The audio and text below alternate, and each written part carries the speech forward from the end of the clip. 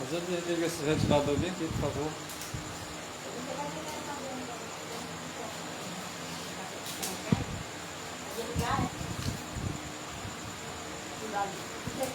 Agora vamos lá, vou desligar isso aqui.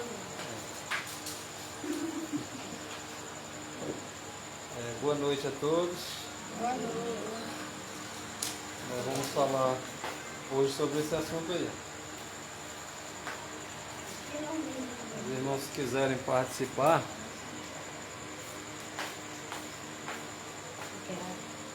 nós vamos falar exatamente sobre o ecumenismo e a paz mundial, né?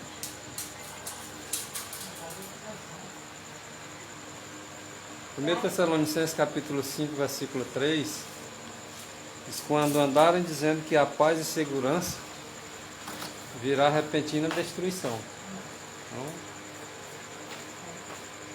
a gente vê o mundo agitado, né? Parecendo que vai ter conflitos e guerras, mas chegará o momento em que eles vão dizer que há a paz.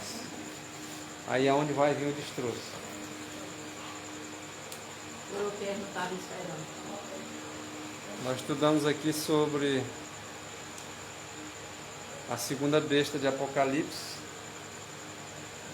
E nós sabemos que essa segunda besta é que dará poder à primeira besta. E essa primeira besta, ela fará de tudo exatamente para que aconteça esse ecumenismo, né?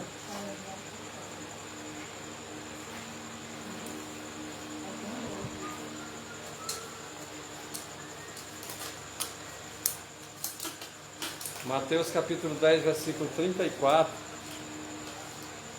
Não cuideis que vim trazer paz à terra.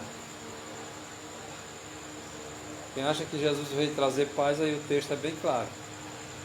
Não pense isso, não cuide que eu vim trazer a paz à terra. Não vim trazer paz. Vim trazer espada. As pessoas, quando começam a servir a Cristo, ele percebe isso. Ele arruma um inimigo. Muito inimigo. Por causa da verdade. Gálatas 4,16: tornei-me porventura vosso inimigo por falar a verdade. Exatamente isso. A gente arruma muito inimigo por falar a verdade. Então, Cristo disse que não veio trazer paz, mas veio o quê? Espada. O que significa isso? É as dificuldades que você encontra, as tribulações. Mas tudo isso vai contribuir para a nossa salvação, porque através das dificuldades, das tribulações e das aflições, os contratempos que existem é que nós vamos ser preparados para o céu. Ok? Mas, porém, Jesus disse em João 14:27: deixo-vos a paz. Ora, ele não veio trazer paz, mas agora eu deixo a paz para vocês. Mas essa paz que eu deixo para vocês, vocês vão arrumar é problema no mundo. A paz é ele, né? Ele é. Ele diz, né, a paz que ele deixa, quem busca ele, né? Isso. Não vos dou como o mundo a dá. Ó, o mundo tem uma paz a oferecer, mas a paz que o mundo oferece é totalmente diferente da que Cristo oferece. Para os seus discípulos ele disse: a minha paz eu dou para vocês. Mas não penseis que eu vim trazer paz. Eu vim trazer foi espada. Porque a paz que Cristo dá para os seus discípulos, eles vão pregar o Evangelho com todo prazer, mas só que depois eles vão sentir na pele as dificuldades e os problemas que vêm sobre eles. Eles têm paz porque tem Cristo. Cristo, Isso. mas Exatamente. tribulação O mundo tem. diz que tem paz, mas na verdade não tem paz, Não tem né? paz, porque toda coisa Isso. fica atribulada, né? Isso. Quem tem Cristo, Exatamente. tem Então ele confiança. pede para os discípulos dele, né? Não se turbar o coração. Não ficar com medo, não se atemorize, tem que confiar. né? Confie. A minha paz eu dei para vocês, então vocês não fique atemorizado nem se turbe. Não fique perturbado, né? Porém, Jesus Cristo nos dando a paz, o mundo dá uma paz que Jesus Cristo não dá, que é totalmente diferente.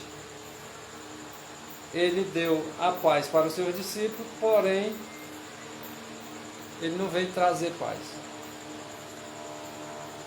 Ele deu a paz para os discípulos, mas não veio trazer paz. Porém, ele agora diz o seguinte: sigam ou segui a paz com todos. Ele não deu a paz dele para os discípulos, ele quer que vivam em paz. E ele diz assim, para seguir a paz com todo mundo. E a santificação, sem a qual ninguém verá o Senhor. Então precisamos de santificação. Em João 17, santifica-os, na verdade, porque a tua palavra é a verdade. Então nós temos que nos santificar na verdade, na palavra de Deus. E procurando seguir a paz com todo mundo. Nós sabemos que as igrejas aí, elas se divergem em pensamentos, né? Assim, é possível manter a paz com as pessoas discordando da palavra de Deus, da santificação? Não. Não é possível manter a paz. Mas o Senhor diz, sigam essa paz com todos, se possível. Por quê? Se possível. Segundo o que está escrito aí em Romanos 12, 18. O apóstolo Paulo, se possível, quando estiver em vós essa paz. Jesus diz, não dou, a minha paz eu não dou para vocês. Então, se Cristo deu a paz para nós, agora nós vamos ter agora que seguir essa paz com todos, mas se possível. Porque nem sempre é possível. Você vai pregar a palavra de Deus. Prega a lei de Deus. Alguém bate contra a lei de Deus. É possível vocês manterem a paz? Não é possível. Porque é para você seguir a paz, mas se possível, mas tem que ser no Senhor. Tende paz com todos os homens. Se possível. É para nós termos a paz com todos os homens. Não interessa de qual é a igreja, a religião que ele pertence. É dito para nós termos paz com ele, desde que ele esteja no Senhor, porque assim é possível.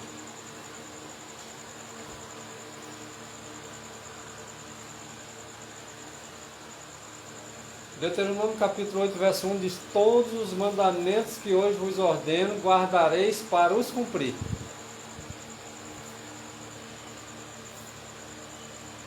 Para que vivais e vos multipliqueis, e entreis e possuais a terra que o Senhor jurou a vossos pais. Malaquias 3, verso 7. Desde os dias de vossos pais, vocês desviaram-se, vos desviaste dos meus estatutos e não os guardastes esses estatutos. Tornai-vos para mim, e eu me tornarei para vocês. Olha o que o Senhor está dizendo. Vocês se tornem para mim e eu me torno para vocês. Porque desde os pais de vocês se desviaram. Diz o Senhor dos Exércitos. Mas vocês dizem em que havemos de tornar. Eles não querem reconhecer que tem que se tornar para Jesus Cristo, o Senhor dos Exércitos. E eles ainda perguntam, em que havemos de nos tornar? Em que? Os judeus se haviam envolvido com o negro manto da incredulidade. É o que muitos têm feito hoje, se envolvido na incredulidade, né? E esses judeus que diziam ser o povo de Deus, o povo escolhido de Deus, peculiar, não guardavam os mandamentos de Deus. A mesma coisa, a história se repete. Hoje o professo povo de Deus são um povo adventista. Eles professam guardar os mandamentos de Deus, só professam. Mas na verdade não guardam, porque são incrédulos. E os incrédulos não acreditam. E por isso não guardam. Porque quando se acredita de verdade, no coração ele guarda. Tá? Então os judeus não é de estranhar que eles não guardaram os mandamentos de Deus. E é um povo mais zeloso no que diz respeito aos mandamentos de Deus. Quando você vê falar em guarda de mandamento, você diz, rapaz, os judeus eles são zelosos na guarda dos mandamentos. E trazendo para as igrejas modernas hoje, nós sabemos que o povo adventista realmente são esse povo que também professa guardar os mandamentos, como os judeus também, né? Faziam. Agora Isaías 48, versículo 18 diz o seguinte: ah, se vocês tivessem dado ouvidos aos meus mandamentos. Agora sim, se vocês tivessem dado ouvido aos meus mandamentos, vocês teriam paz. A tua paz seria como um rio. E a tua justiça como as ondas do mar. Se tivesse guardado os mandamentos. Mas se tivesse, é porque não guardaram. Então, esses judeus, realmente, conforme diz a irmã White em Meditação Matinal Cristo Triunfante, diz que eles não guardaram os mandamentos de Deus. Não guardaram. Então, se eles tivessem dado ouvidos e guardado os mandamentos de Deus, eles teriam a paz. Porque quem guarda os mandamentos de Deus, de todo o coração, ele tem paz. E muita paz. E o mundo não sabe dar essa paz. Só Cristo sabe dar essa paz. E essa ele deu para os seus discípulos. Essa paz era para os judeus também. Também para os adventistas e também para todas as igrejas. É que a paz deles fosse bastante, assim como o rio e assim como as ondas do mar.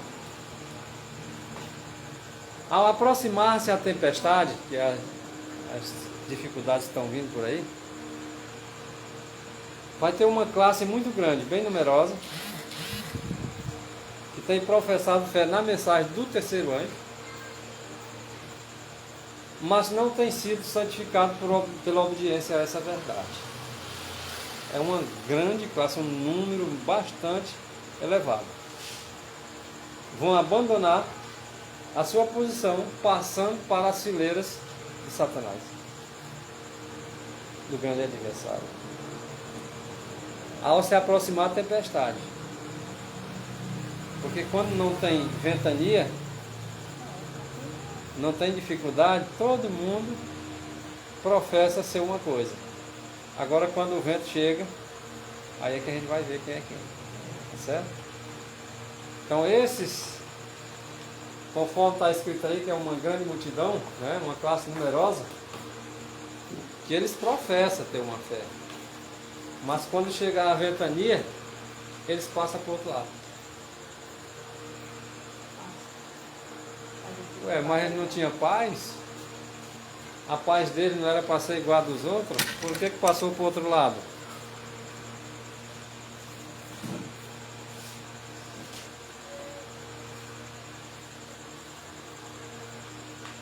Então eles não têm sido santificados pela obediência a essa verdade, e agora eles passam para o outro lado. Simples.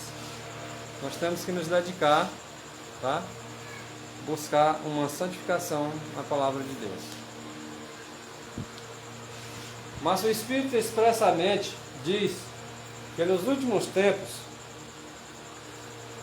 nós já estamos nesses últimos tempos, apostatarão alguns da fé. Ali vocês viram uma grande multidão que professava fé na mensagem do terceiro anjo, que não estava sendo santificado pela verdade, e aqui vocês estão vendo que o Espírito Santo diz que expressamente que nos últimos tempos apostatarão alguns da fé.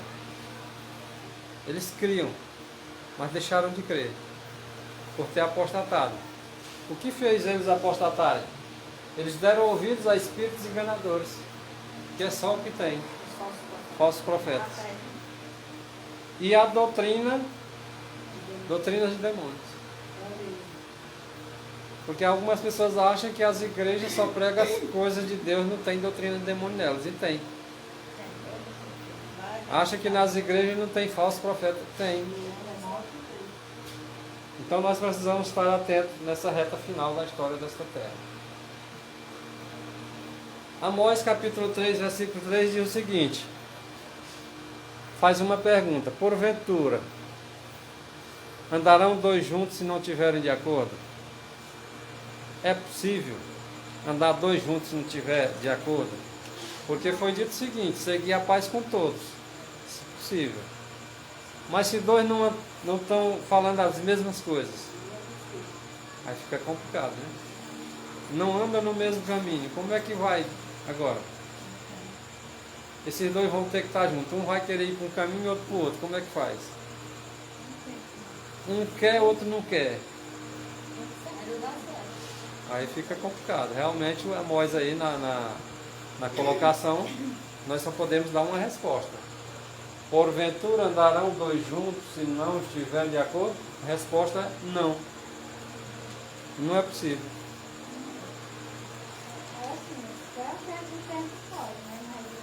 Até certo tempo. Vai ter um momento que vai ter que ir um para um lado e outro para o outro.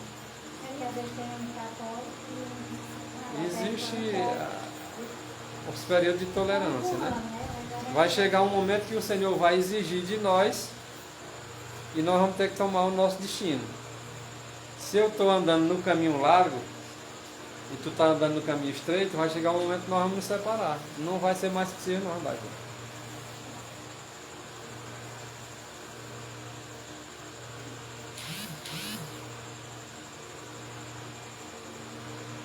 A palavra ecumenismo, na verdade, ecumenismo é o processo de busca de unidade. Aparentemente parece bom, né? Uma busca de unidade seria interessante, mas quando essa unidade é no Senhor,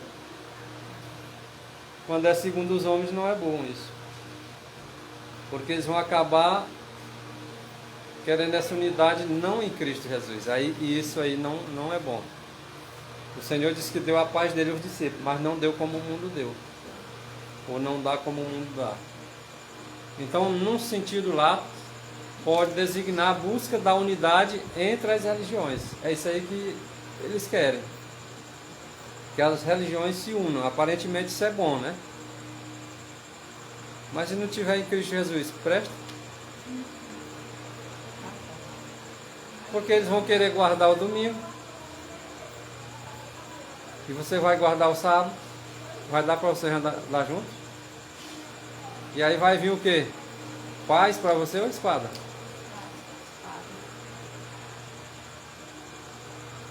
Então, do ponto de vista do cristianismo, pode-se dizer que o ecumenismo é um movimento entre diversas denominações cristãs na busca do diálogo e na busca da cooperação comum. Estão buscando superar as divergências, né? Um pensa uma coisa, outro pensa outra, mas estão buscando superar essas divergências, né? Divergências históricas, né? Culturais, a partir de uma reconciliação cristã que aceite a diversidade entre as igrejas. É o seguinte, tu faz isso e tu faz assim e o outro faz assado, mas nós vamos agora nos tolerar uns aos outros. Ninguém importa, né? Ninguém fala do erro do outro, o outro não fala do erro do outro. Aparentemente. Só que o Senhor diz o seguinte, Isaías 58, verso 1. Clame em alta voz e anuncia ao meu povo a sua transgressão e ao povo a casa de Jacó os seus pecados. E as igrejas não querem falar em pecado de ninguém. Tu não fala isso, eu também não falo isso, nós vamos nos unir nisso. Isso. E o Senhor disse, a minha paz eu dou para vocês. Pode estar a tempestade em volta de vocês, tanto tiver, mas vocês estão tranquilos porque tem paz. E o mundo oferece uma paz que não existe isso no coração do ser humano. Ele vai estar agitado e não vai estar tranquilo nunca, porque não foi a paz de Cristo. Ok? O dicionário Aurélio ele define ecumenismo como um movimento que visa a unificação das igrejas cristãs. É mais ou menos o que disse a Wikipédia, né? Católicos, ortodoxos e protestantes. Então a definição eclesiástica mais abrangente diz que é a aproximação, a cooperação, a busca fraterna da superação das divisões entre as diferentes igrejas cristãs. Então o dicionário deu uma ideia do que significa ecumenismo, bem como Reunião. a Wikipédia, né, que é a enciclopédia livre da internet, também deu a sua opinião, ok? Com relação ao que significa. O significado, né? Então o diálogo está no centro da colaboração ecumênica e acompanha-o em todas as suas formas. Então isso aí é um diretório para a aplicação dos princípios e normas sobre ecumenismo. Isso aí na página 140, que é a voz do Papa, na terceira edição de 2004. Então, isso aí já é a voz do Papa falando isso aí. Então o diálogo ecumênico permite que os membros das diferentes igrejas e comunidades eclesiais cheguem a conhecer-se uns aos outros e identificar os termos de fé e prática comum e os pontos sobre os quais diferem. Qual é o ponto que nós diferimos? Rapaz, vocês guardam o sábado, nós não guardamos. Qual é o ponto comum que nós temos entre nós? Ah, rapaz, é o seguinte, eu creio na imortalidade da alma, tu também crê. Estou dando só um exemplo aqui, né? Então, agora a gente tem que se conhecer uma igreja, conhecer outra igreja, ver os diferentes pontos de fé e os pontos comuns. Isso aí é a voz do Papa. Vai tender para acontecer exatamente essa unidade no que eles querem. Então tentam compreender as raízes dessas diferenças. O porquê que tu guarda o sábado e por que então nós guardamos o domingo e vocês guardam o sábado? Vamos ver as raízes? Analise bem. E avaliar em que medida constitui um real obstáculo a uma fé comum. Rapaz, o que está impedindo de nós seguir essa fé comum entre nós? É como dizer assim, tu deixa de guardar o sábado, vai guardar o domingo e nós temos a fé em comum.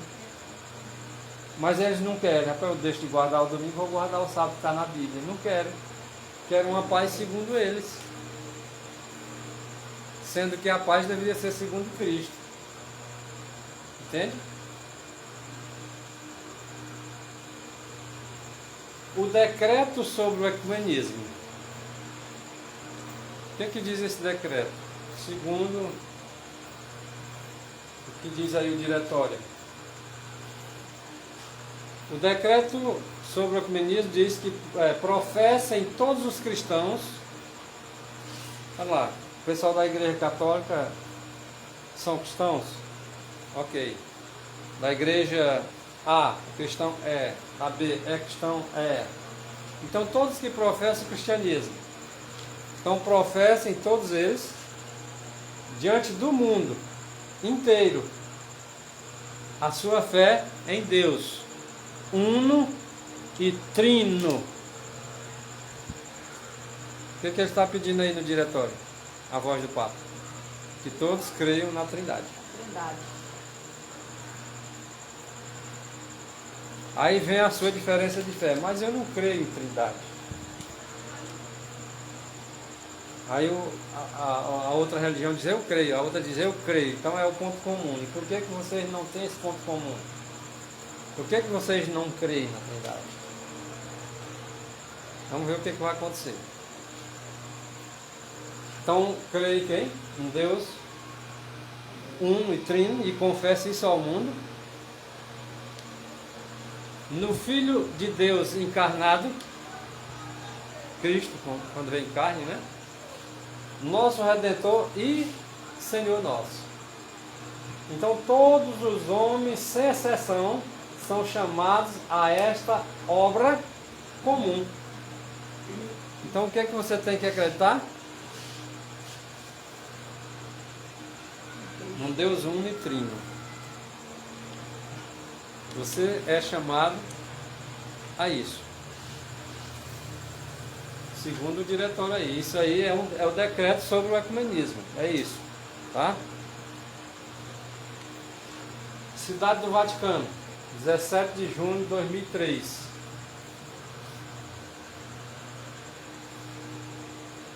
Nesse site aí, ó. Vocês estão vendo aí o que está aí. A contemplação da Trindade poderá impulsionar a superar nossas divisões, aparentemente irreconciliáveis. Aparentemente nós somos irreconciliáveis uma igreja com outra. Aí diz, né? Aí a cidade do Vaticano. Aí é a voz da liderança maior da Igreja Católica. Então, a contemplação da Trindade poderá impulsionar a superação das nossas divisões, aparentemente irreconciliáveis. Mas se você crê em Trindade, é possível essa reconciliação. Afirmou o pregador da Casa Pontifícia, comentando o mistério central e mais elevado da via cristã, da vida cristã. A contemplação da Trindade. Olha o que eles querem. A tua paz tem que ser de acordo com eles. Então tu tem que crer na Trindade para superar as divisões que aparentemente pareciam irreconciliáveis. E o mundo vai proclamar paz. E quando eles disserem a paz, virá repentina destruição.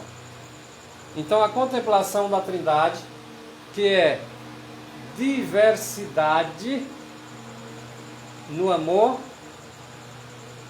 e unidade na diversidade, deveria impulsionar-nos a superar nossas aparências, né? Irreconciliáveis, diferenças de raça, de sexo, de cultura, porque a Trindade é perfeita unidade na diversidade. Vocês entenderam o que ele está querendo? E se você não acreditar na Trindade, o que você acha que tem para você? Bora ver se tem alguma coisa? Qualquer pessoa, para se salvar, para ser salva, antes de todas as coisas, é necessário que ela celebre a fé católica. A Igreja Católica muda ou quem tem que mudar são os protestantes? O que vocês acham? A Igreja Católica nunca mudou e nem muda. Eles que querem mudar as coisas. Exatamente. Então, a menos que cada um mantenha esta fé no seu todo, completa e sem mancha, sem dúvida, perecerá eternamente. O que eles estão dizendo para você? Se você não acreditar na Trindade, você vai pagar o pato. Mas esta é a fé católica, que nós adoramos um Deus em uma Trindade. E a Trindade em uma unidade. Não devemos confundir as pessoas. Pai, Filho e Espírito Santo. É isso que eles estão dizendo. Não devemos confundir as três pessoas. Nem dividir suas substâncias.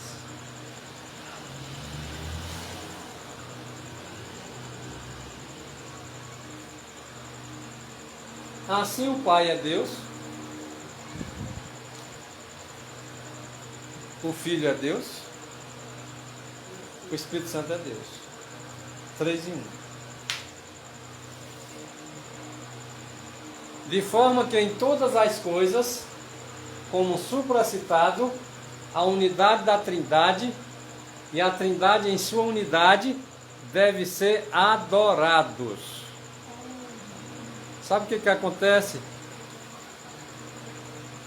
com os irmãos que hoje professam guardar os mandamentos de Deus? Eles estão fazendo igualmente os judeus.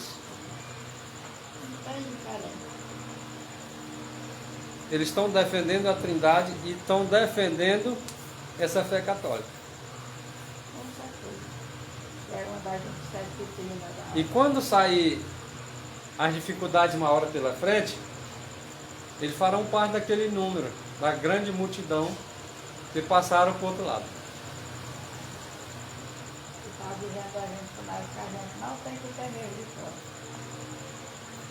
Aquele que será salvo, o que a Bíblia diz? Crê no Senhor Jesus, será salvo tu? E o que a Igreja Católica fala? Aquele que será salvo tem que pensar desta maneira sobre a Trindade.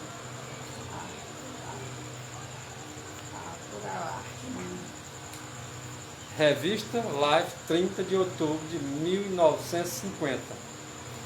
Católica Americana. O que a Igreja Católica Americana, nessa mesma revista Life, diz sobre os protestantes? Nossos oponentes, os protestantes, às vezes reivindicam que nenhuma crença deveria ser dogmatizada e que não é explicitamente declarada na Bíblia. Os crentes não têm esse negócio mesmo? Tem que acreditar no que está na Bíblia, né? Mas olha o que ele diz agora. Essa revista diz: mas as igrejas protestantes, igreja A, B, C, D, E, F, G, H, Z, mas as igrejas protestantes, por elas mesmas, por quem? Por elas mesmas. Não foi o Papa que pediu, não. Elas fazem isso por elas mesmas. Tem aceitado tais dogmas, que não está na palavra de Deus, como a Trindade, pela qual não há nenhuma autoridade precisa nos evangelhos. Engraçado. E eles estão dizendo isso aí e o povo não. A própria professa Igreja de Deus não está entrando na deles. Esse povo não vê a coisa dessa não, né, gente? Como é que pode uma coisa dessa?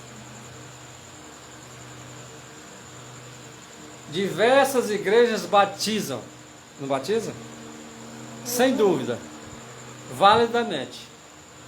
Por esta razão, um cristão batizado numa delas, igreja A, B, C ou D, qualquer um cristão batizado numa dessas igrejas A, B, C ou D, ou até o Z, não pode ser rebatizado. Nem sequer sob condição. Já foi batizado na igreja A, tu quer ir para a igreja B, não precisa ser rebatizado.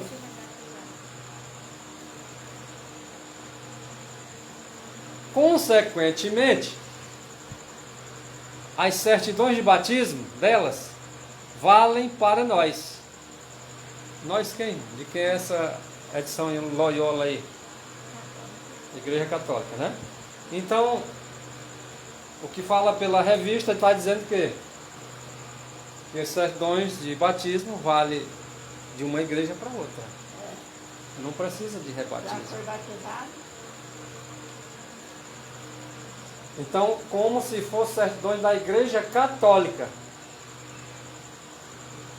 Então, eu sou da Igreja Protestante A, mas o batismo que eu recebi é como se fosse o batismo da Igreja Católica. Se quiser voltar para a Igreja Católica, para ir para qualquer outra igreja, não precisa. Você já tem uma certidão do batismo da Igreja Católica. Mas eles têm uma coisa com o grupo. E a pessoa que esteve aqui, que voltou para a igreja, foi batizado de novo. Foi batizado.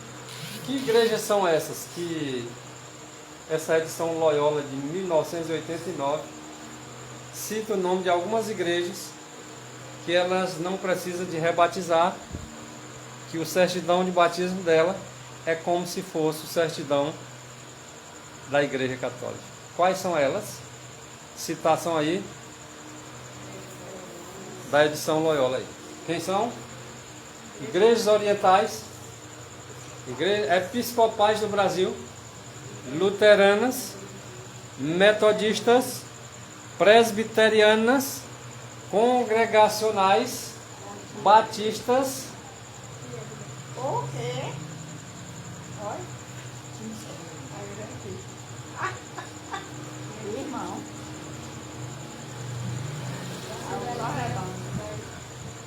Ali entra com. Pois ela tá Ali quando fala igrejas orientais e episcopais, o Brasil entra um bocado aí, né? Mas tem umas aí que não foi citado, né? Mas o que é impressionante é que a igreja adventista foi citada. Não. Fala. Mas também, mas uma pessoa não bota a outra no chão. Não, e eles também têm um caso. E eles aí, igualzinho na católica. Gente, e o que vai acontecer com os protestantes, hein? Nós sabemos que os Estados Unidos é embasado no protestantismo, né? É um dos... Se eu que ganhou agora, Ele é o contrário. ele é O protestantismo, Ganhou. mas ainda não está decidido nada. Não? Não. Não parece que é dela. O protestantismo dará a mão da comunhão ao poder romano. Os crentes vão se unir com a Igreja Católica, sim. Cartão. Esse aí é um comentário bíblico adventista, a irmã White está falando, viu?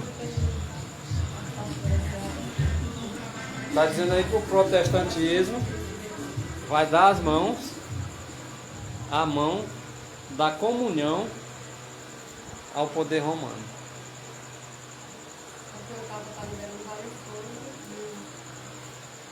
Rapaz, mas esse batismo aí da Igreja Católica é um e a nossa é outra, eles vão dizer isso. Já diz, inclusive, né? Esse negócio de trindade da Igreja Católica é uma, a trindade nossa é outra. Já estão dando a mão o poder romano e não sabem. Ou não querem saber. É, porque só em aceitar a trindade já está. Olha o que Ellen White diz. Quando eles deram a mão à Igreja de Roma, ao poder romano, então haverá uma lei contra o sábado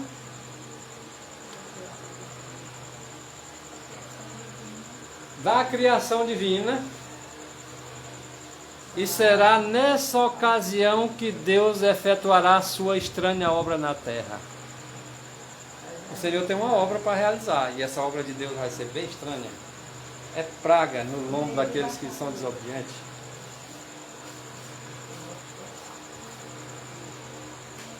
A Igreja Católica, aí é uma carta encíclica, viu? A Igreja Católica, tanto nas suas praxes, como nos textos oficiais da Igreja, sustenta que a comunhão das igrejas particulares com a Igreja de Roma e dos seus bispos com o bispo de Roma é um requisito essencial. É um requisito exigido. Estão entendendo? É aquela história.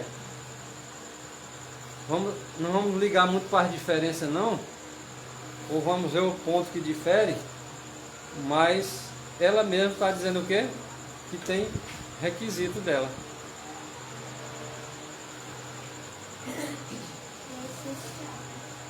Que tem que ter a comunhão das igrejas particulares com a igreja de Roma. A comunhão com a das igrejas com ela, mas ela não pode ceder, os outros que cedam.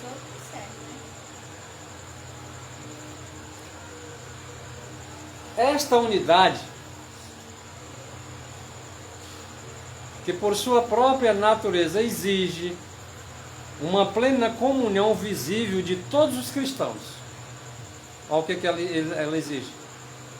Tu tem que ter uma comunhão, mas tem que ser visível. Ela tem que saber qual é a tua fé que tu processa de cada um. Para passar bem.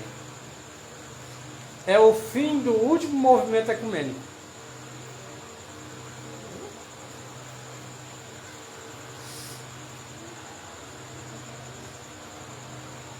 Então nós estamos no fim mesmo. No fim, chegou o fim. O concílio afirma, olha o que o concílio afirma, que esta unidade não pretende de modo algum sacrificar a rica diversidade de espiritualidade, de disciplina, de ritos litúrgicos. Não quero mexer nos rituais não, das igrejas não, pode continuar até os ritos. Agora tem alguns pontinhos aí que é essencial que vocês se adequem.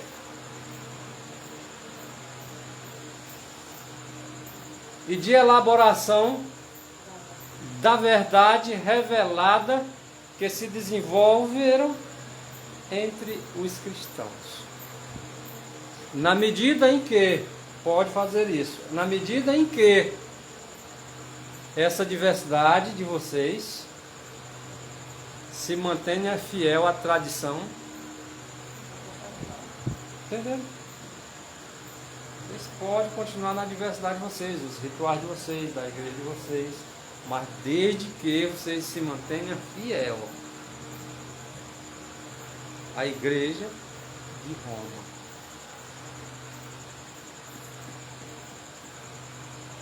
Tem uns pastores aí dizendo que a Bíblia está ultrapassada. Eles vão mexer não. Pois é. Vai acabar mexendo. E as Já coisas tem- que disseram antigamente não é mais para o dia de hoje. Já tem projetos aí para fazer algumas coisas, assim, algumas palavras que estão muito arcaicas. Né? Esse negócio de dizer que o amor, Aí nessa mexida, imagine onde eles vão mexer. Hein? o amor não tem sexo, não é É só amor. entender Deus é amor, que não nós importa. sabemos. Isso é Olha o que foi declarado agora. O mundo inteiro está sabendo disso. Por uma das maiores autoridades da Terra. Todo mundo precisa de uma família. Né? não importa, né? E o apóstolo Paulo, muitos estão abrindo os olhos, muitos estão vendo que está errado. O apóstolo Paulo disse que o homem do pecado, o filho da perdição, se levantaria contra tudo que se chama Deus. A irmã White disse que se levantar contra Deus é pisar nos mandamentos de Deus. O último ponto em que Deus vai esgotar a sua medida e vai se levantar e fazer sua obra estranha é quando ele mexer no sábado por lei. Aí ele vai se levantar e eles vão enfrentar um Deus irado.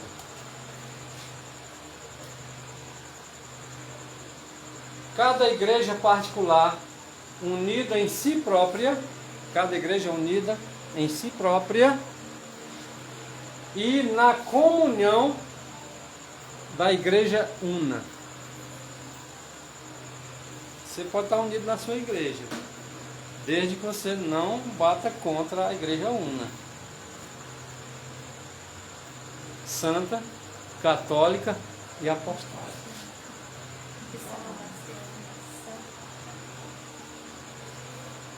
Você quer paz? Vá de encontro, ver se você vai ter paz. A paz que você vai ter é a de Cristo, no seu coração. Ninguém sabe dar essa paz. Homem de fé e de oração serão constrangidos a sair com zelo santo, declarando as palavras que Deus lhes dá. Não a que os homens mandam você dar, as que Deus lhes dá. Os pecados de Babilônia serão revelados. Essa igreja una, ela vai estar dizendo isso, mas o remanescente de Deus vai declarar os pecados dela ao mundo.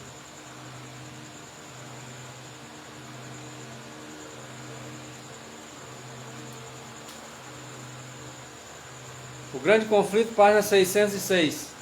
Os terríveis resultados da imposição das observâncias da igreja pela autoridade civil, as incursões do espiritismo,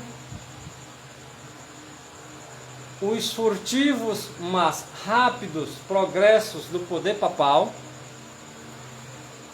tudo será desmascarado. Quem vocês acham que vai desmascarar? Homens e mulheres de coragem que Deus levantará nesses últimos dias. Por meio destes solenes avisos, o povo será comovido. Olha só, as pessoas vão despertar. É até necessário que aconteça heresias para que o povo se desperte. Através destes solenes avisos, Babilônia será desmascarada dos seus pecados. Pessoas vão ver, vão tomar suas posições. E milhares de milhares que nunca ouviram palavras como essas, escutá-las-ão.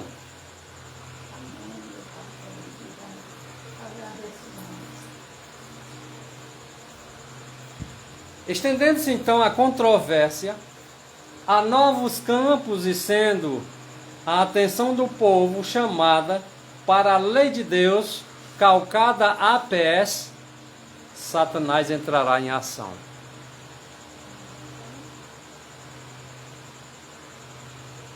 O poder que acompanha a mensagem que o povo de Deus estão pregando, denunciando pecado, declarando os pecados de Babilônia e até mesmo acrescentando aí os pecados que têm entrado nas igrejas desde 1844, apenas vai enfurecer aqueles que estão se opondo à mensagem do terceiro anjo. Os que se opõem à mensagem do terceiro anjo só vão ficar se enfurecendo. Só vamos fazer essa obra com a força de Cristo. O que o clero vai fazer? Eles vão empregar esforços quase sobre-humanos. Para quê, irmãos? Para excluir a luz que está chegando ao povo deles. Com medo, receoso de que isso ilumine os seus rebanhos. Eles não querem que o povo conheça a verdade. E o Senhor mandou que fosse em todo mundo pregar o Evangelho a toda criatura. O Evangelho eterno, a verdade. Lideranças de igrejas ficarão com medo de seu rebanho ser iluminado pela verdade. Vão ficar irados contra a mensagem dos mensageiros. Então, por todos os meios ao seu alcance, vão se esforçar para evitar todo o estudo destes assuntos vitais. Não quero nem saber. Se alguém quer estudar um assunto vital, não, esse assunto não pode ninguém estudar ele, não.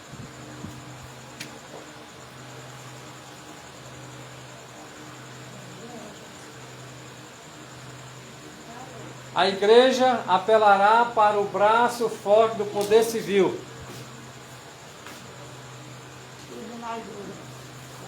E nesta obra, unir-se-ão católicos e protestantes. Olha quem é que vai estar unidinho. Católicos e protestantes. Contra quem?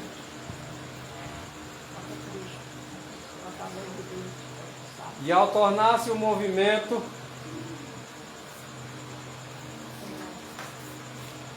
da imposição do domingo, mais audaz e decidido, invocar-se-á a lei contra os observadores dos mandamentos. Olha aí, ó. Tá vendo? Quem guardar os mandamentos é que vai ser perseguido. Os mais ousados que os outros guardam do cara. Neste século de alarmante liberalidade, estas palavras seriam consideradas como extremismo. Mas o apóstolo ensina que, conquanto devamos manifestar cortesia cristã, estamos autorizados a chamar o pecado e os pecadores pelo seu verdadeiro nome. Que isto é coerente com o verdadeiro amor. Conquanto tenhamos de amar as pessoas por quem Cristo morreu e trabalhar por sua salvação, não devemos condescender com o pecado.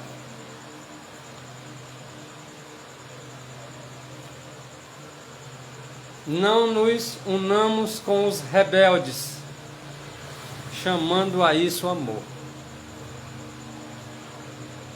Deus exige de seu povo atual que permaneça como fez João em seu tempo,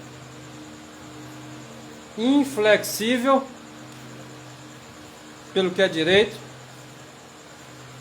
em oposição aos erros destruidores de almas.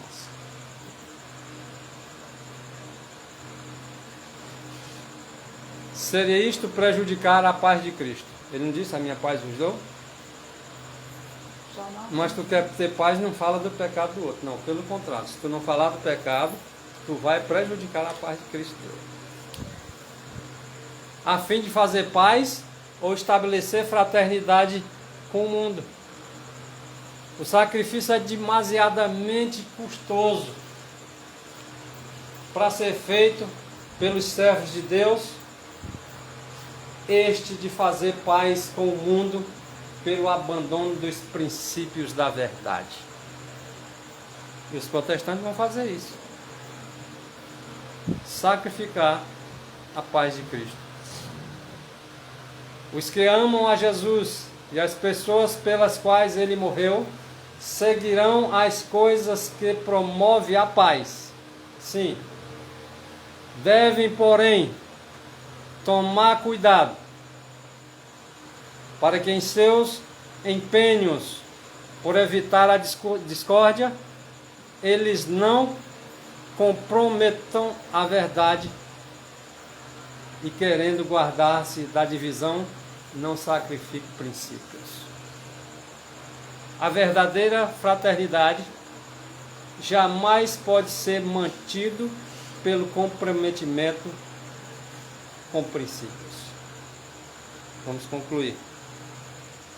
Em caso de diferenças de opinião entre homens e homens, às vezes se deve fazer concessões. Nunca, porém, se deve sacrificar um jota ou um tio do princípio para alcançar harmonia. Olha como isso é claro. Muitas das vezes eu tenho que, como homem que sou, muitas das vezes tenho que fazer uma concessão. Mas nunca sacrificando um jota ou um tio do princípio da verdade eterna. Nada que pode me viciar. E é isso que vai causar o ódio e a ira do dragão. Mas a paz de Cristo permanecerá no coração de cada discípulo, de cada ser humano que segue a doutrina de Cristo. Que Deus nos abençoe e nos dê uma boa noite. Vamos orar. Quando eles botaram o sábado do domingo, morreu aquele gabinete, o sábado.